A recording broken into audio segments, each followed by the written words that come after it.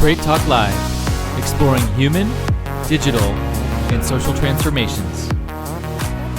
Welcome to Straight Talk Live. I'm one of your co-hosts, Rick Snyder. I'm the author of Decisive Intuition and the CEO of Invisible Edge. And this is our not-for-profit podcast that we actually launched pretty much a year ago. We're coming close to our year anniversary. And I love to remind the audience why we started this is that Af and I were not satisfied by the conversations that we were hearing when the whole COVID pandemic hit our awareness about a year ago, and just looking at the media cycles and the things that we need to be talking about and how we need to be much more prepared in so many ways around the digital transformation that's happening, the human transformation, and the social impact.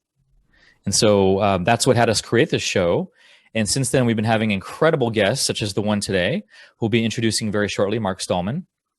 But just looking back at our short history and the amazing conversations we've been having to influence the influencers, to really impact the people out there, all of you, who to have those straight talking conversations with those in your lives, whatever sectors that you can make your impact, whether it's environmental or social or digital, all the different ways that you might have your influence and how you can use it for good.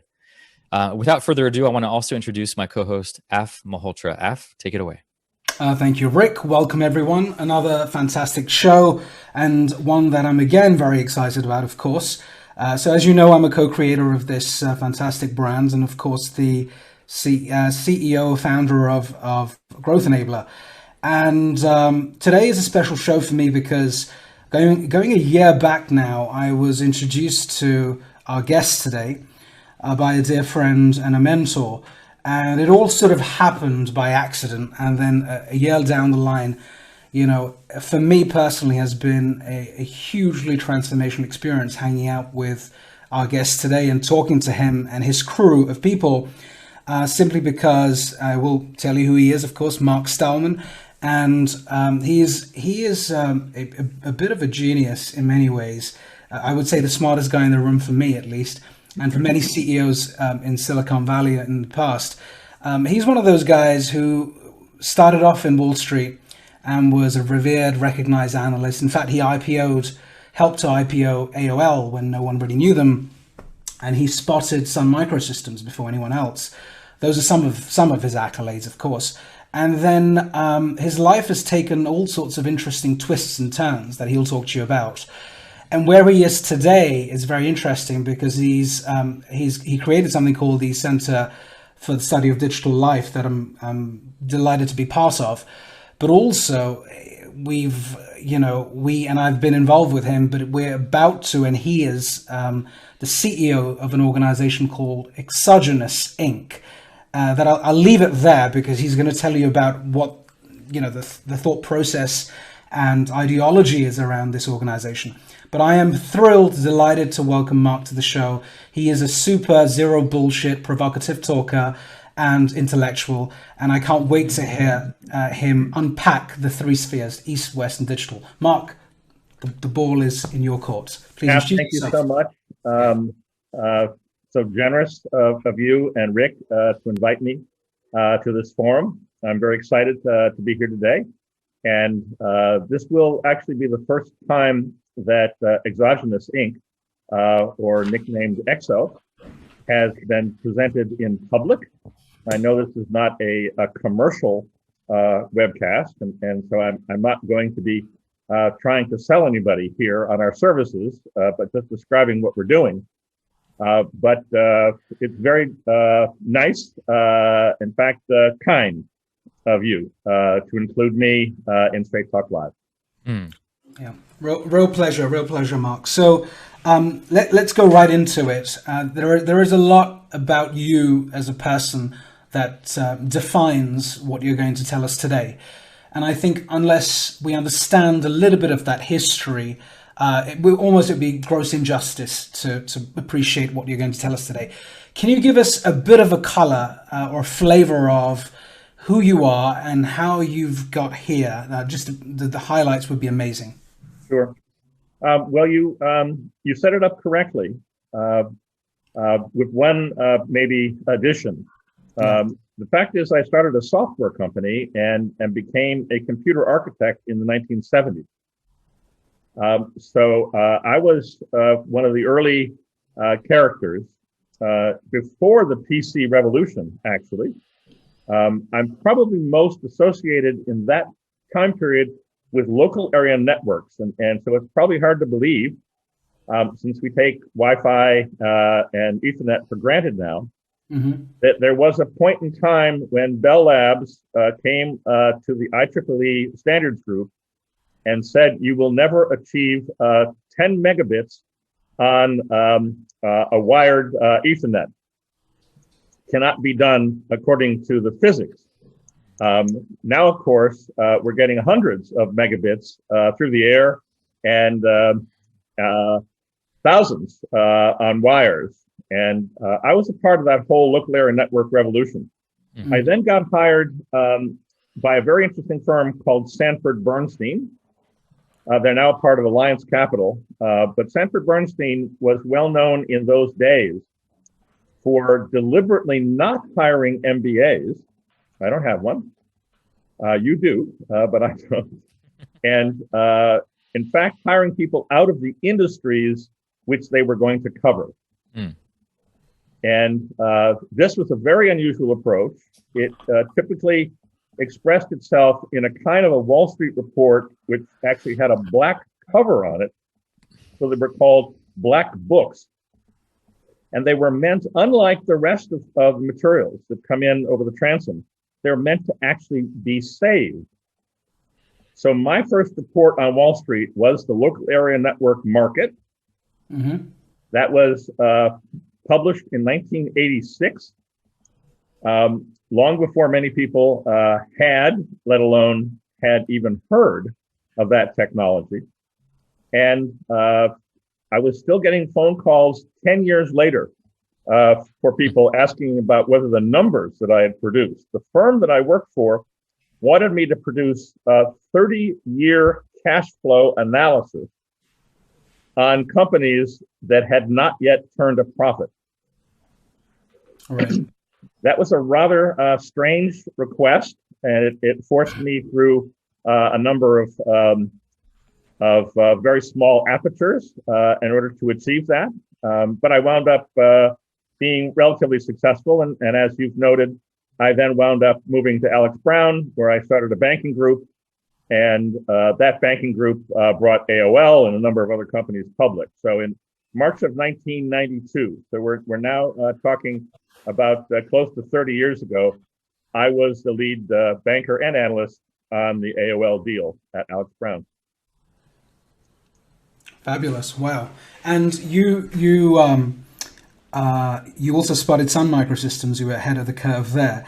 Before we go into the East and the West and digital, the three spheres that you talk about often, to talk us through what you're up to today, and we will discuss this later. But what are you doing now? Where do you live? What are you up to? Where's your head at? So what you see behind me is the back of a firehouse in Jersey City Heights. So okay. For those of you who are familiar with the New York area, the PATH train, like the subways, tends to define the actual boundaries of New York City. And the PATH train comes out to Jersey City. It actually continues on. The last stop is in Newark. So there are these places in New Jersey that New Yorkers have been fleeing to, and I'm one of them. So I wound up in a version of what you might call the Ghostbusters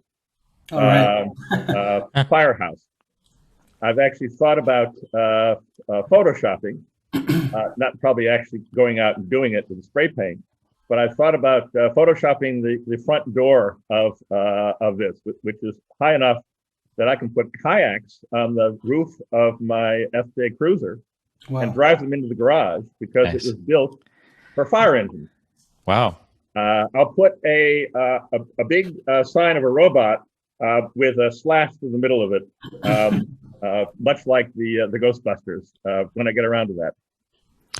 I have a question for you, Mark. As you look back at your career and even where you're at right now, one thing that's apparent to me is just how motivated you are in just seeing, look at the different streams of your own river and how it's transformed over the years.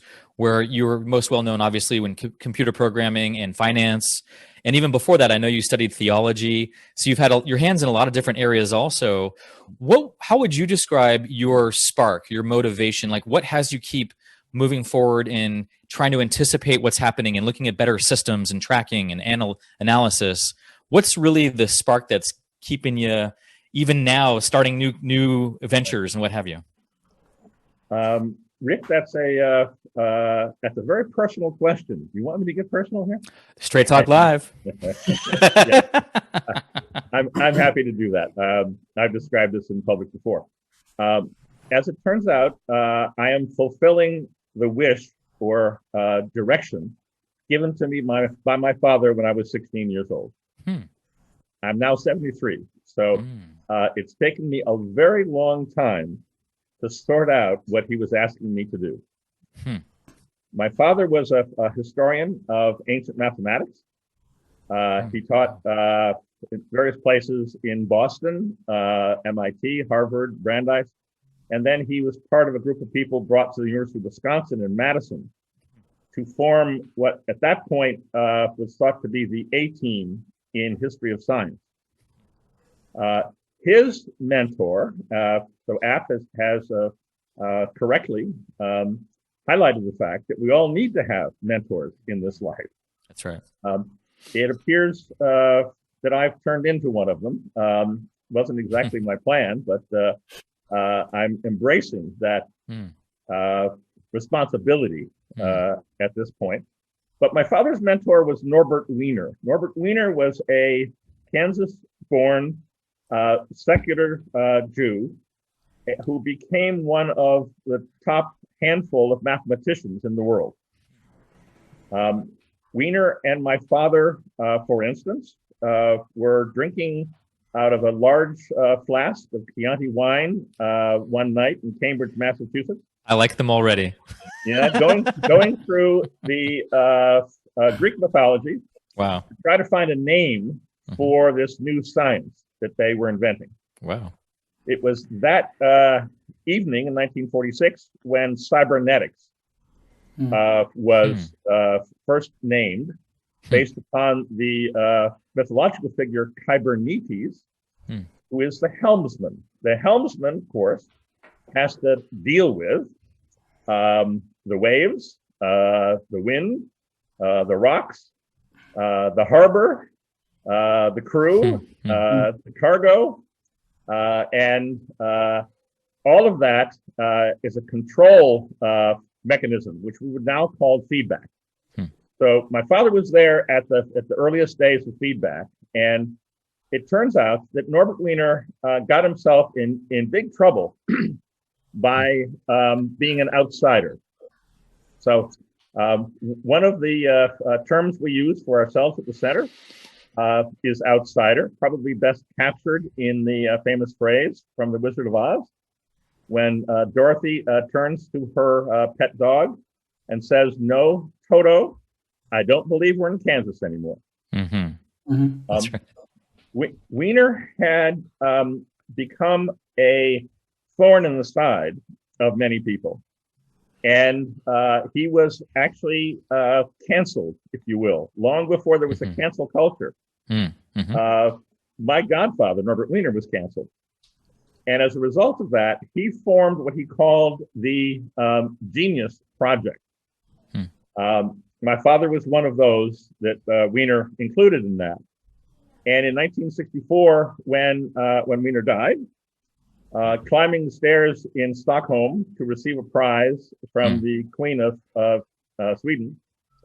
By the way, just as a point of advice here, probably not a good idea to be overweight and climb a massive set of stairs to meet the Queen. Try to figure out another way to do that. Maybe just avoid Stockholm altogether if you feel like it. But what he had been trying to do is the assignment that my father gave me. And that was to try to understand the human use of human beings. That's another book written on the heels of the book published in 1948, the year I'm born, called Cybernetics. Mm-hmm. The human use of human beings is what got Wiener in so much trouble. It was the Cold War, and he was raising all sorts of questions about the relationship between science and war making. And he was threatened, along with all of his colleagues, of being accused of being Soviet agents. We kind of forget those days, right? And how precarious it was to say certain things in public or be associated with certain people. Mm-hmm. Our hope is that we are going to get away with what we're doing today. So I think I'm finally in a position to try to get away with what Norbert Wiener, unfortunately, was not able to. And if you could just summarize that really quick, what would you say that mission statement really is for you now? The mission statement is to help human beings deal with the inevitable consequences of robots. Interesting. It's just that simple. The problem, of course, is that human beings have largely forgotten what it means to be human. Oh yeah, we have a wide range. Yeah, we have a wide range of social sciences today. I'll start with probably the most obvious. The ruling view in psychology today, where psychology should be the study of the psyche, right? That's what the word means. And psyche is Greek for what we call the soul. But it doesn't study the soul at all. In fact, it denies that there even is a soul. And in fact, what's happened in cognitive psychology is that the human has been patterned on computers. So it was a direct result, actually, of the work done by Norbert Wiener, my father, and others that led in the 1950s to this insane idea that human beings could be modeled by computers. And as a result of that, human beings could be programmed. So the human use of human beings is not to try to program us, brainwash us, mind control us, use whatever language you'd like to. One example of this, also at MIT, where both Wiener and my father were at that time, was the hiring of Noam Chomsky. Oh, yeah. Yeah. Chomsky's a very famous fellow, but not for his linguistics. He became a very famous political fellow, and many people would consider him or count him as the most referenced left-wing author, speaker, and so forth. That was not Noam. The only reason why we have that Noam Chomsky is because of a different Noam Chomsky. That different Noam Chomsky promised that he would figure out the programming languages for humans. And MIT gave him tenure. In linguistics, this is called universal grammar. But don't be fooled by that. This isn't an academic pursuit that trying to figure out how language is constructed. This was hardcore. This was coming at a time when, after World War II, after the defeat of Hitler and the rest, there was an enormous concern about trying to turn human beings into obedient, almost slavish sorts of characters. And this was not an accident. This was really quite deliberate. And so the simple answer to your question, is that the mission that I am on is to defeat those attempts to reduce humans to nothing more than programmable or what we might call flesh bots. Yeah, yeah. So this is thank you for that. This is a great segue into the three spheres, which is the core of the discussion today.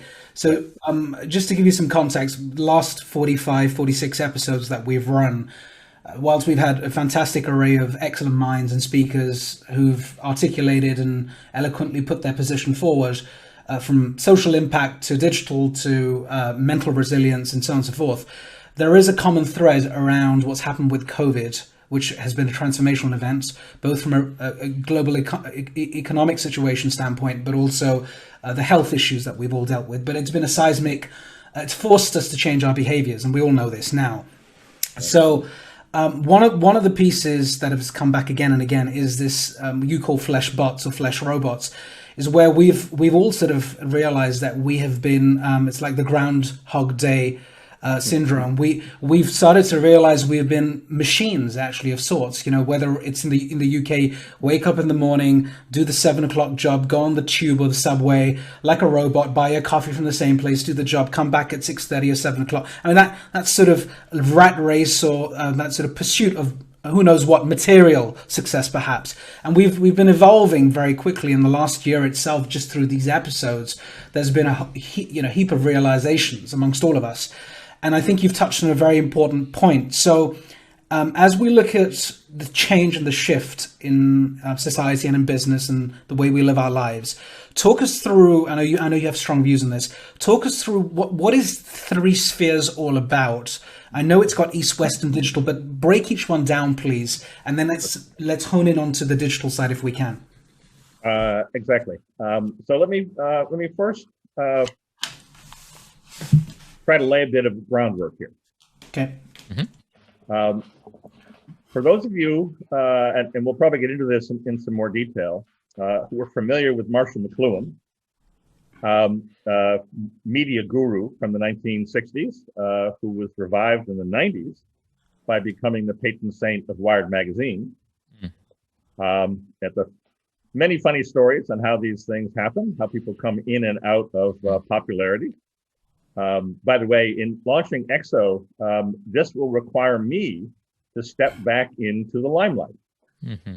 Mm-hmm. I have been reluctant to do that, but I have looked myself in the mirror and gotten some help from some of the folks that I'm working with, and for better and probably for worse, you're all going to be hearing a lot more about and from me. Today is a kind of kickoff of that public campaign. It turns out that one of the more famous, perhaps, of Marshall McLuhan's own proteges was Neil Postman. Mm-hmm. The Postman wrote a famous book called Amusing Ourselves to Death. And unfortunately, or maybe this is really the way it should be, most people who do not have responsibility for the world at large pretty much ignore it. Mm-hmm. And as a result, they go through their lives, just as you described it, getting on the tube and going to the gym or whatever it is, and pretty much ignoring the rest of what's going on. This is the process that the Gestalt psychologists called figure and ground. Mm-hmm. Figure and ground was a very important framework for Marshall McLuhan. The figures, of course, are the bright, shiny objects that distract us, the things that aren't going to really cause us any real concerns, although some of them may be quite painful, and some of them, in fact, probably attract far too much concern on that behalf. But underneath that is something which is typically invisible, and that's the ground. And so what we are trying to do here, recognizing that under, let's say, normal conditions, if pre-COVID was normal, that pointing out to people that there is something more fundamental going on than what they tend to think about, with the important caveat that you really don't need to pay attention to all these things unless you do have some responsibility. But the sort of people that you're addressing with this webcast, as Rick announced this is an audience of people who do have responsibilities and can make decisions. And as it turns out, these are the people who are going to have to deal with changes in the ground environment in which we're living. And probably the single most significant change in the ground, which should be evident to everybody, and in fact, COVID was caused by this, and that would be globalism. If we were not globally connected, if there wasn't a steady stream of airplanes flying out of Wuhan airport into Italy and into France, then COVID would not have been a global problem. So what in fact we have just been taught by COVID is that there's some very serious downsides to globalism. Mm-hmm. I would argue that the ground of globalism, which came out of World War II, the so-called world order, Henry Kissinger and others are very much associated with this, that is now finished, kaput. If we didn't know about it before COVID, now we do. And we know about the causalities that are involved here. It really doesn't matter if it was a laboratory or a wet market. What really caused COVID was a bunch of airplanes flying around the world, bringing these viruses to everybody. We need to rethink all of that. And our proposal for how to rethink that is to now divide the world into three spheres. Now, those three spheres, East, West, and Digital, which is the name of this particular conversation, it may seem to some, we'll get into Q&A in a little while, what do you mean about Africa? What do you mean about South America? What do you mean about India? Mm. And the answer to that is, anticipating the question, you're right. There are more things going on, as Shakespeare would put it, than Horatio can comprehend. And in that regard, it is very important to also include Africa, and for that matter, Israel, and India, certainly, and Japan, and South America as other vectors. But the three primary aggressive vectors in the current circumstance, which is no longer globalism, there is no possibility of global unity, cannot possibly occur. The United Nations, it started in 1947. The goal after World War II, of course, was to bring everybody together. Mm-hmm. Whatever your judgment might be about how poorly or well that was done, it's now finished. And so let me give you an example. This past week, a quite remarkable event happened in Anchorage, Alaska. This was at the insistence of the United States, the first meeting between the Biden administration and the senior Chinese at the same level. So this is Secretary of State and Foreign Minister level diplomacy. Anyone who's ever been involved in that sort of a game knows that it's a very elaborate diplomatic dance. People are photographed toasting each other with champagne. Relatively bland statements are exchanged. And that sort of sets the stage for behind the scenes, track two and other sorts of discussions. That is not what happened last week. What happened last week is the Chinese quite deliberately came and told the United States that the world no longer needs them. Just imagine the reaction here.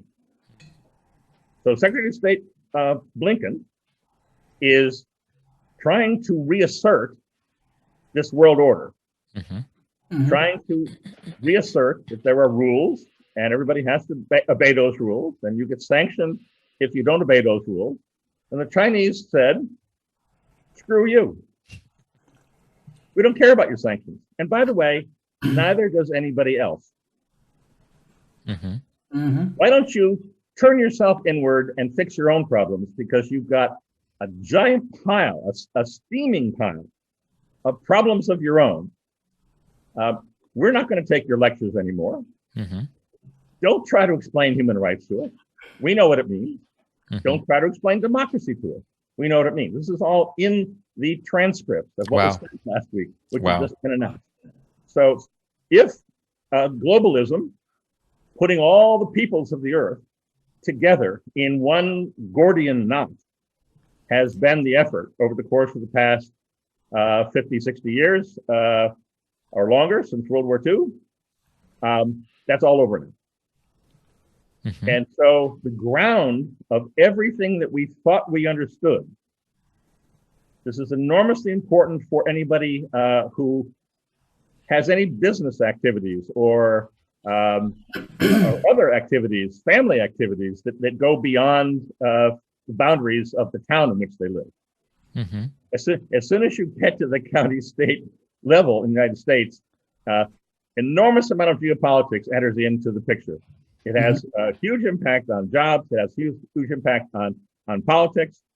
And we have to rethink all of that. And so that means that the social scientific field of economics, which has been based since World War II on economic models involving growth trade-off on a global basis, every single one of those models is wrong.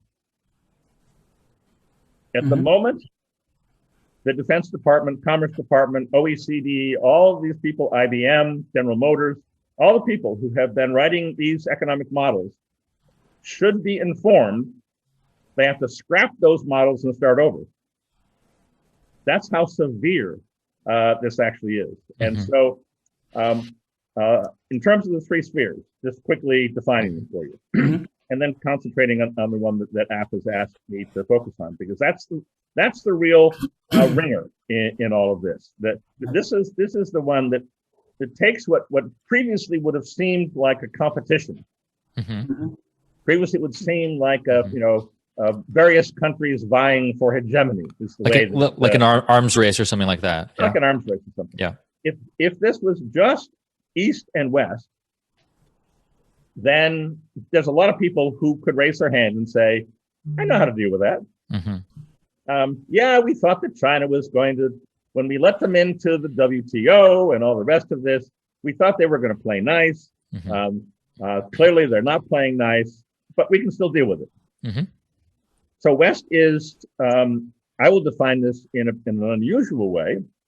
I look forward to any questions that might arise from this, but the West is effectively all of those cultures based upon the alphabet.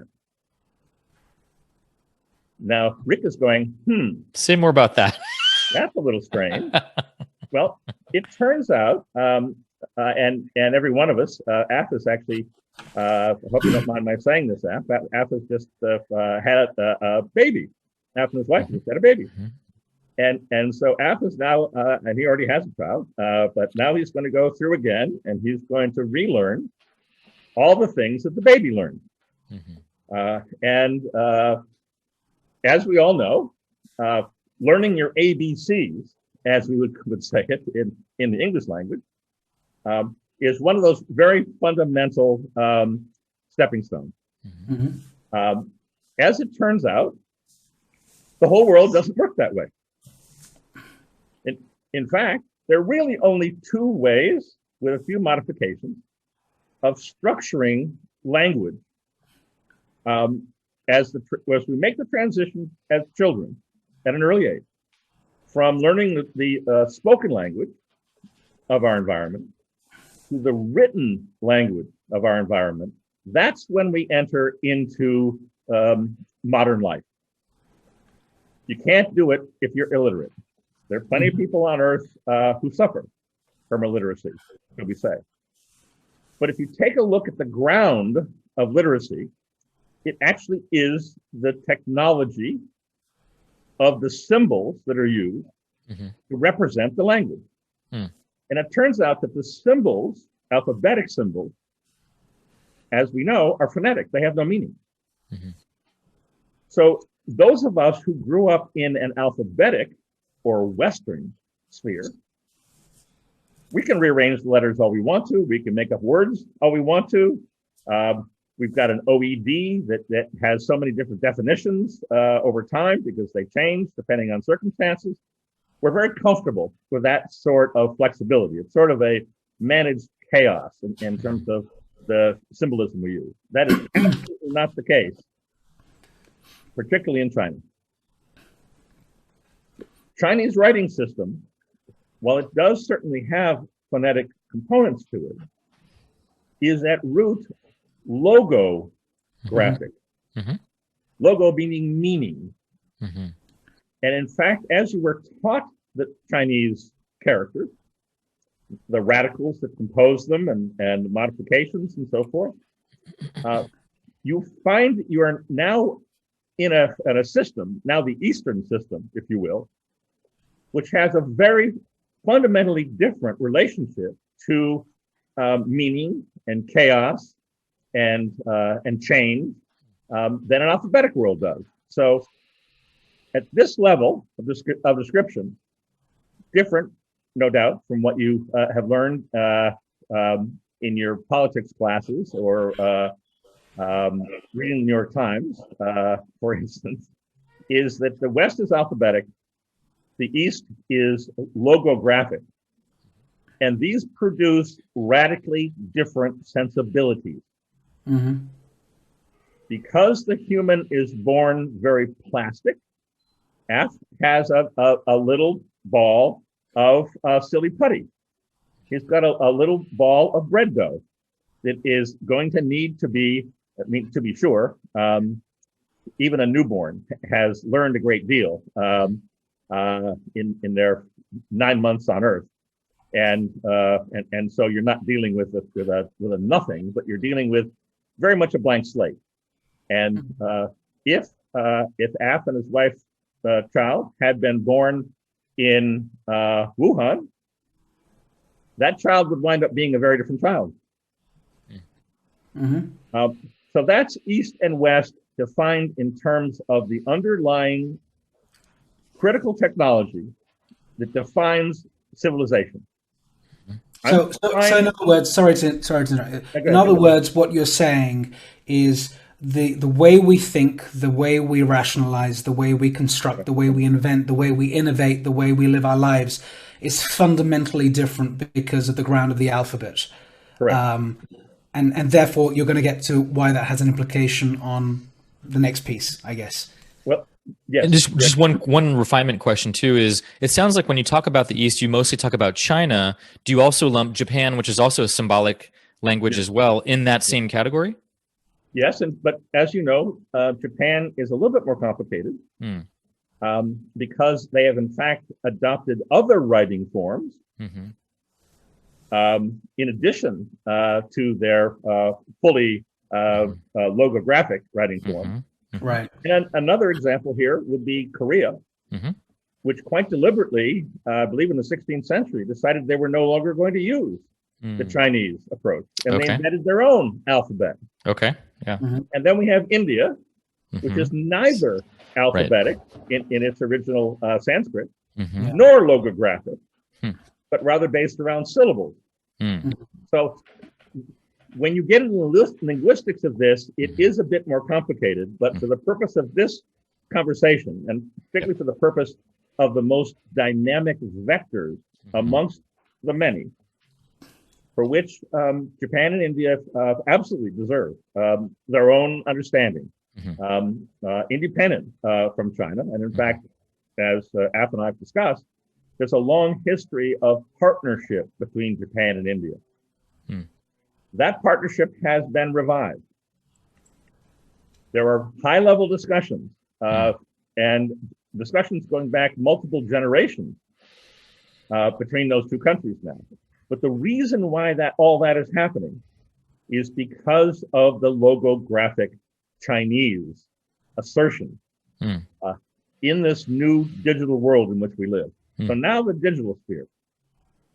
What is the linguistic structure and therefore the subconscious and ultimately the rational structure of somebody who is part of what we would call the digital sphere? And the answer to that question is code. Code is not structured like any human language. In fact, it is deliberately meant, of course, to be an interface between humans and machines. Right. So it's something that humans can do, although you've got to go through a lot of training, and you don't speak it to other humans. But this is how you talk to the machine, so to speak. And so our definition of the digital sphere at this fundamental level is that these are humans who have opted for a different linguistic structure. one which is logical, one which is mathematical in its origins, and one which really takes seriously the disastrous notion that human beings, in particular human brains, function like computers. We don't. We're organisms. We're alive. Computers are not. But this leads to all sorts of nonsense, as you can imagine. Probably most popularly, we have various versions of the singularity. Yeah. Right. And so I'm sure there have been some conversations in the past here about the implications of that. Nothing like that will ever happen. But people in the digital sphere have convinced themselves, some of whom have picked the date, 2045. There's a whole group of very industrious Russians in particular who have set themselves up around transitioning human consciousness into a machine substrate by 2045. Ray Kurzweil is a fascinating character in all of this. I happen to have had multiple conversations with him. He doesn't actually believe this. What he told me was that he had created a monster. He created an audience of people who expected him to talk that way, who expected him to support the quite insane idea of exponential growth. Nothing like that is possible. That was a critical component of how these two curves would intersect, so to speak. So Ray Kurzweil, now working at Google, admitted to me that he had gone too far, and like Frankenstein, he created a monster that had a life of its own. Singularity is not going to happen, but that doesn't mean that people don't believe it. Probably the single most in the headlines version of digital sphere today is Elon Musk saying we must become a multi-planetary civilization. That is not going to happen. Human beings do not belong on Mars. As it has been, I think, recently reported at least, that you cannot grow plants in Martian soil. Right. There's no oxygen there. Yep. So you're going to have to transport Earth exactly. to Mars Yeah. if we're going to establish humans there. And it's not going to happen. That's a lot of overhead. It's not going to happen. What's going to happen instead is modified humans are going to make that trip. The usual name for that is cyborg. And so there's a massive amount of effort here trying to figure out how to modify the human genome, CRISPR, how to modify our entire skeletal and the rest of our structures, in part to fulfill this desire to leave planet Earth. Wow. And in the process, leave humanity behind. There is a huge proportion of today's, particularly intellectual, but more importantly, very successful entrepreneurs. That is to say, some, but not all, of the richest men on Earth have effectively committed themselves to eliminating humanity. Of course, the way that is discussed is replacing it with something better.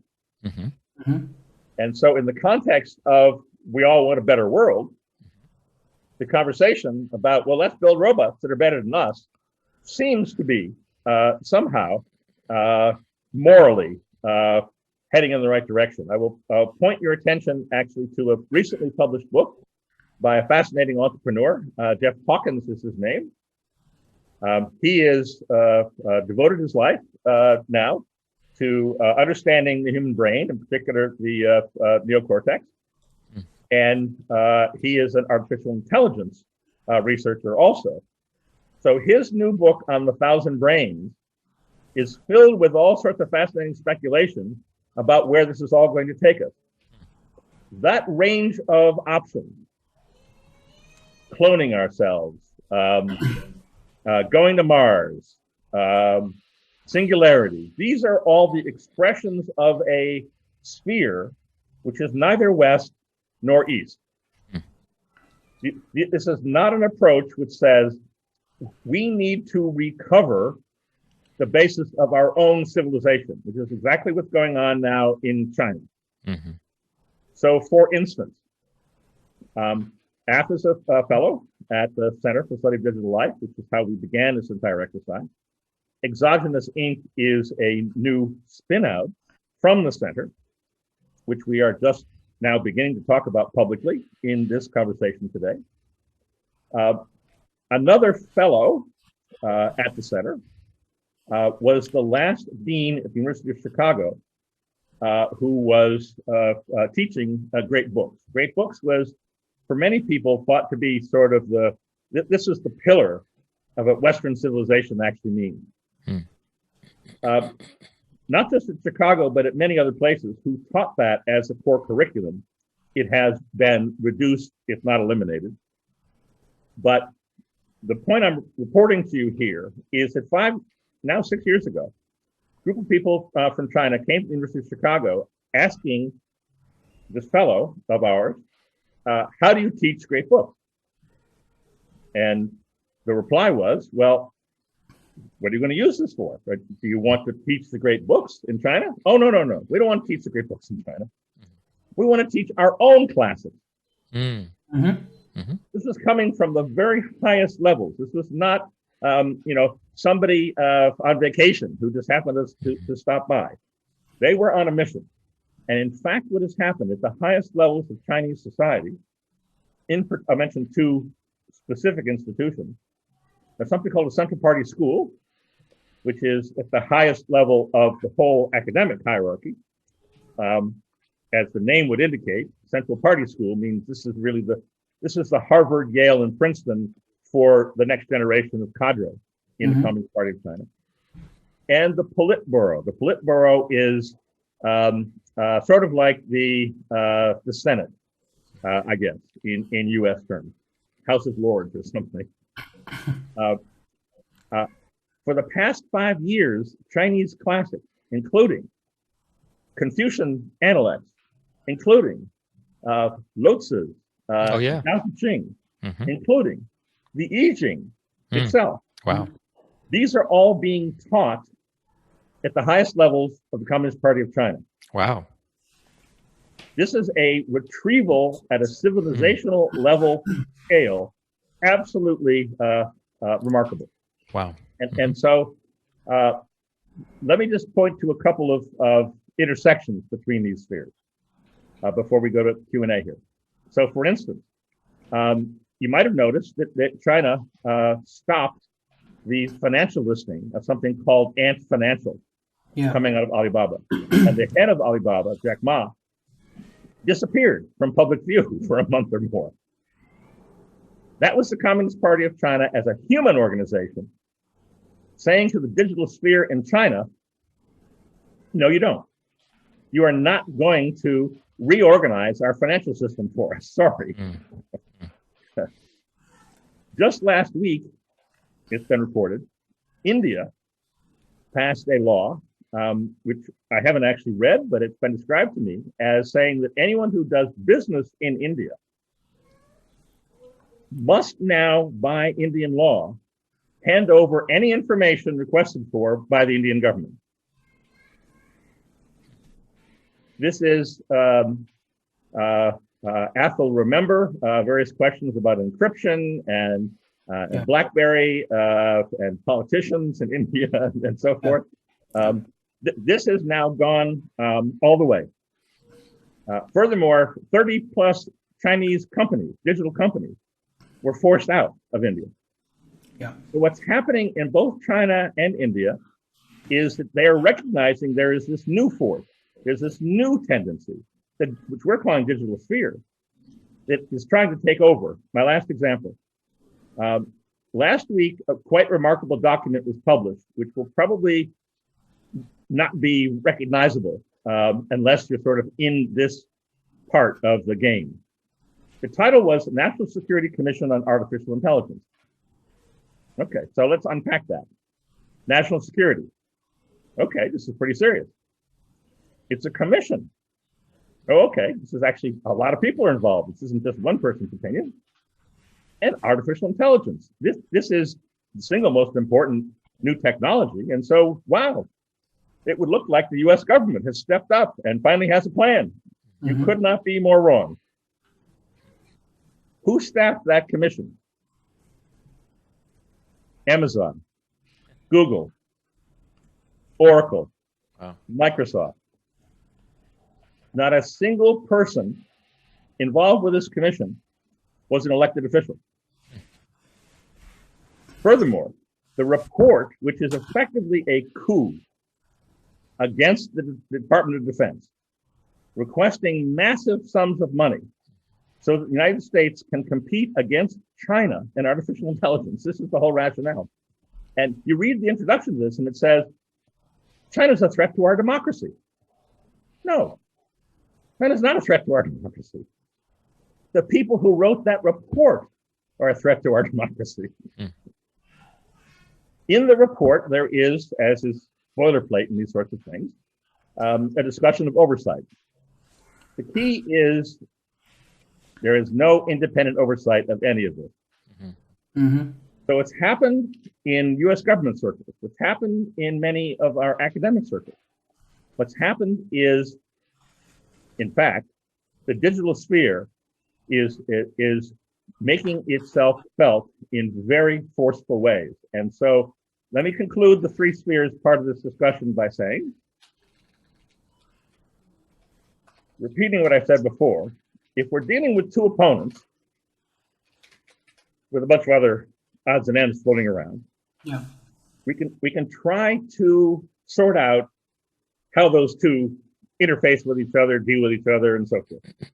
The US and China would be the obvious example here. Add a third component to this, which has really no interest in sustaining either East or West, but rather would prefer to build spaceships to leave planet Earth or replace human consciousness with machines pretending to be human, Blade Runner style. That is now what the astrophysicists call a three-body problem. Now, this is fascinating, and I'm not going to bore you with the mathematics, which would probably confuse me as well as your audience. But the fact is, there is no solution in astrophysics to a three-body problem involving three gravitational forces. It can only end in disaster. Spheres crashing into each other, conflicts never heard before. And so ultimately the point of what we're doing at the Center for the Study of Digital Life and its new offspring, Exogenous Inc., is to try to equip people with a understanding of how radically the world has already changed, how we have come into what we're now calling, we've moved into WTF land. The increasing reaction, which we're all going to have, and it'll come at us faster and faster. So, for instance, what is a non-fungible token? WTF. What happened at the Capitol on January 6th? And then afterwards, why is there still razor wire around the US Capitol? What's happening on Wall Street with all these short squeezes coming from bulletin boards? And my favorite example, actually, is it appears that we have figured out that what we thought we knew about black holes is no longer true. In fact, not only do things disappear into black holes, they come out of them. Wow. And they can, in fact, be giant X-ray guns on the rest of the world. So at the most fundamental scientific level, at the most fundamental social, economic, and political level, we are already living in new structures. Right.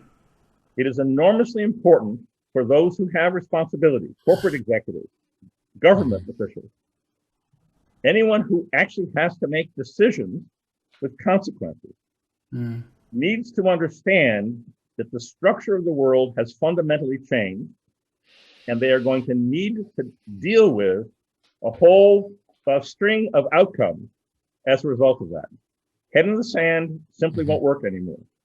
It turns out that this category that many people have zeroed in on, because causality has been lost largely in our lives, we wind up with this phenomenon that many people call black swan.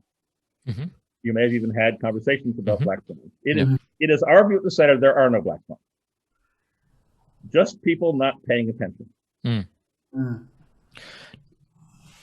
Mark, quick question is, how receptive are you finding people so far to your views and the center's views? What are you finding so far with leaders and discussions that you're having?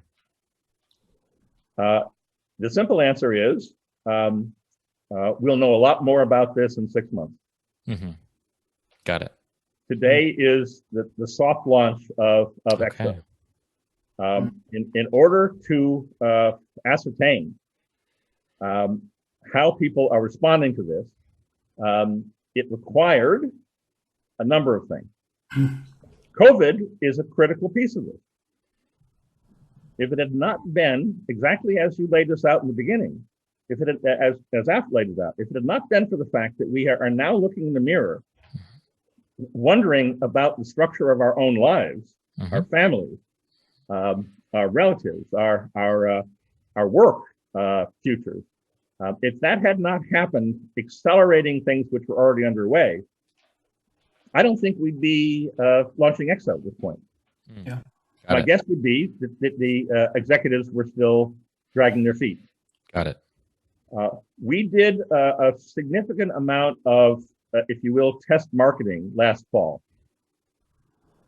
And to be sure, it was self-selected. Mm-hmm. But we found uniform positive reception. Mm-hmm. So what we are being told, and we'll have to now prove this out with a for-profit company, asking people to pay us significant sums for our assistance in all of this. Mm-hmm. What I believe has happened here is that it has dawned on people at a very wide basis that they're going to have to think differently. Mm-hmm. Remember that Apple ad? Think differently. I do, yeah. The branding associated with that was brilliant, arguably. It was.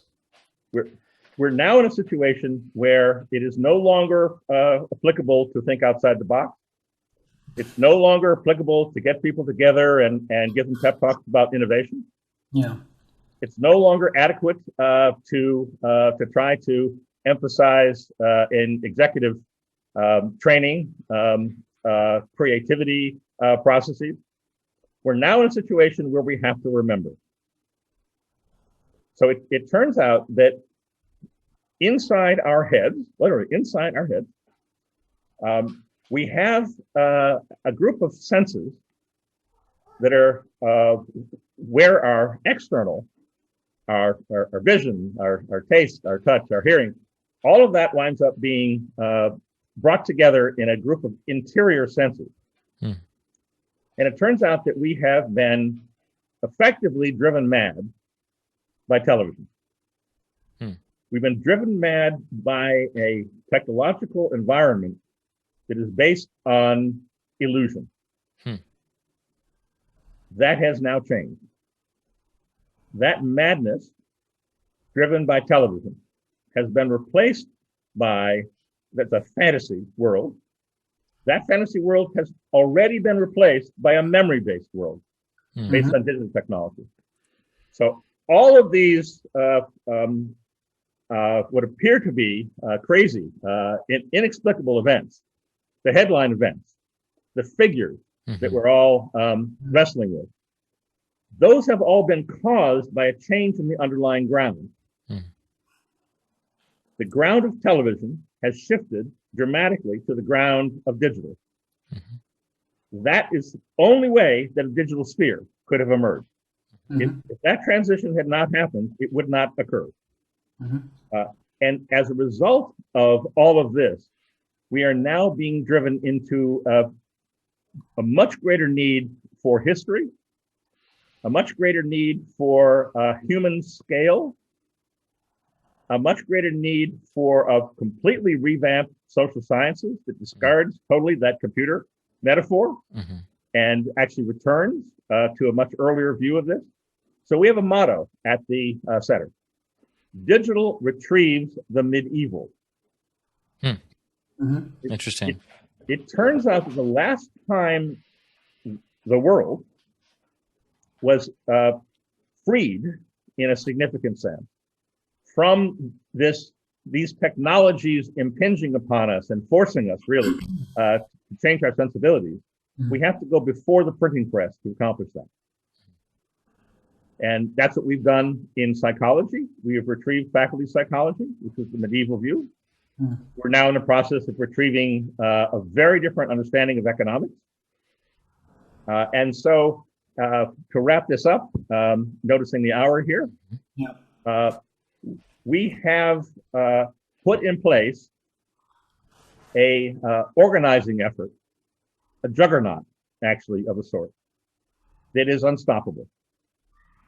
Because we are not dependent upon Harvard, because we are not dependent upon government grants, because we're entirely privately financed, because we're not looking for approval, we're outsiders. We have the opportunity now, I hope, to fulfill at least aspects of the assignment my father gave me when I was 16, back in 1964. Or at least that's what motivates me every day. Yeah. Mark, there's so many strands and so many questions I'm sure we all have. I've been privileged to be exposed to some of this, so for me it's a practice session once again and processing some of what you've just said. We'd love to get you back on the show at some point to really unpack a lot of this in much more detail, because it's an hour is not really justified, to be quite honest.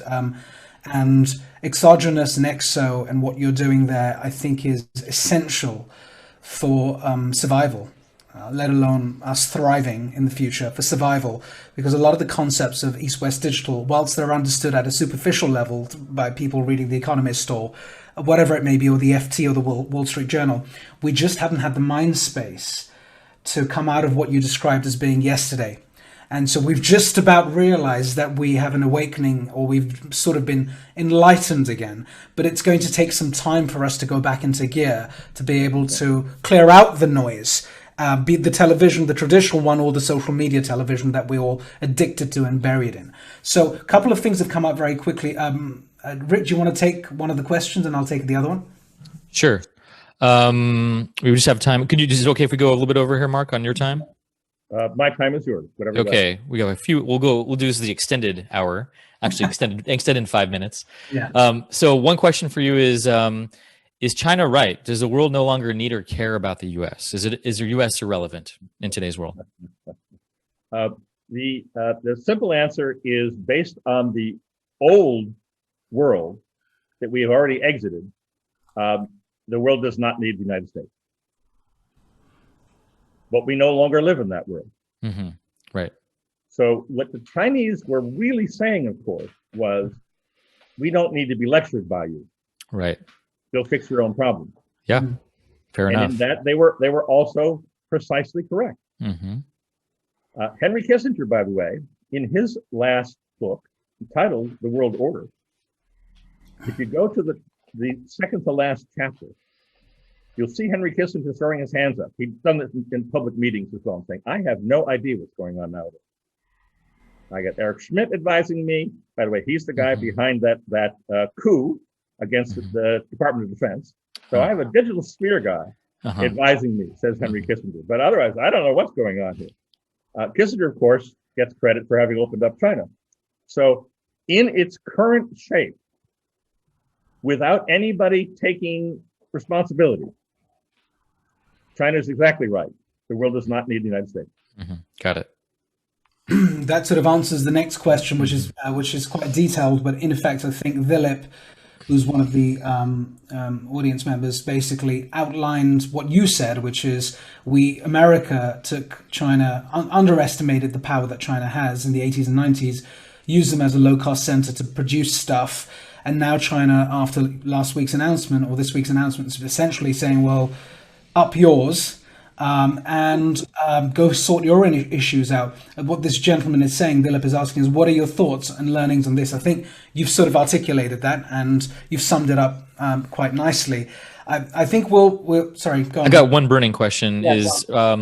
One of the things that we're starving for on this world, in our world stage right now, is quality of information. Yeah. And you seem to have a lot of quality of information at your fingertips.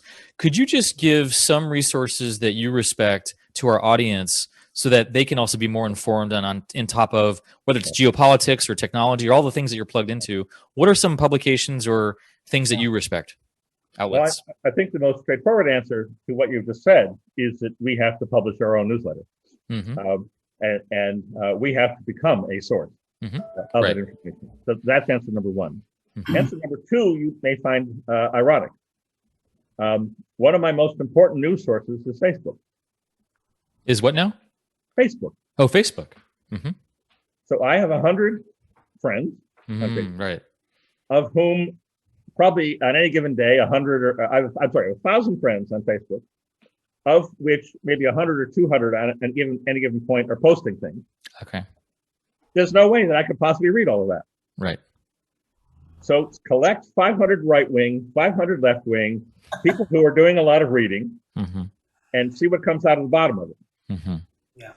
The third answer to your question is we really need a new educational system.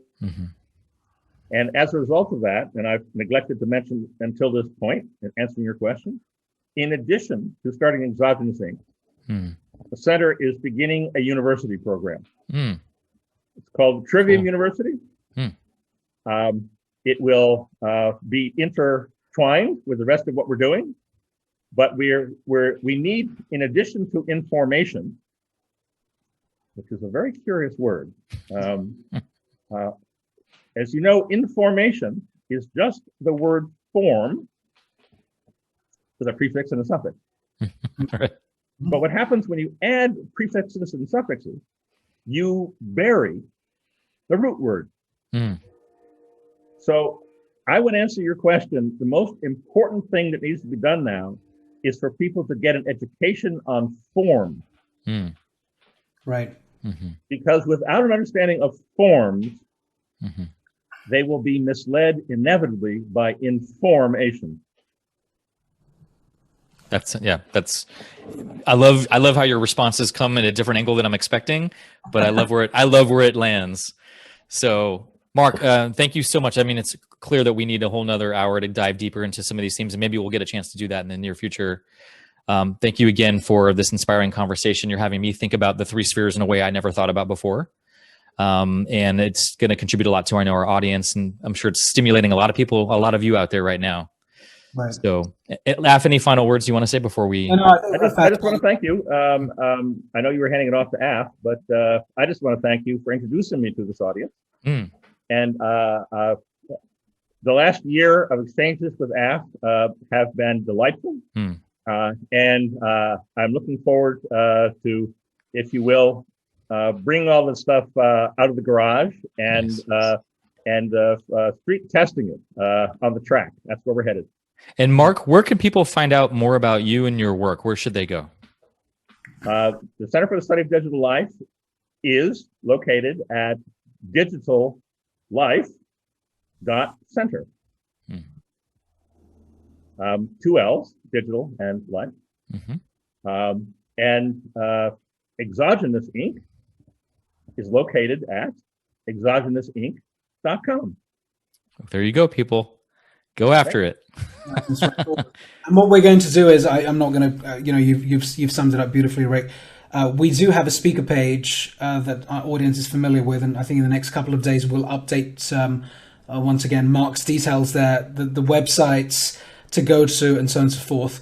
And we also have, Mark, if you're up for it, we have a WhatsApp sort of private community with a lot of our past speakers and some of our mavericks. So if you're willing to be part of that, we'd love to invite you to that to dig deeper into some of this stuff, because that's how we're going to create a movement or change in society and business. So excellent to have you. Thank you so much. A delightful session again, and always a pleasure learning from you. Thank you, Mark. Thank you all very much. Thank you very much, Mark. And just for those of you tuning in next week, we're going to have one of our favorites, Charles Eisenstein, who's been on our show before, one of the most brilliant thinkers of our times as well. And he'll be talking about beyond the numbers, corporate, climate, and compassion. This is going to be a very interesting conversation next week. So stay tuned. And thank you again, Mark. Over and out, all straight talkers. Go out there and influence.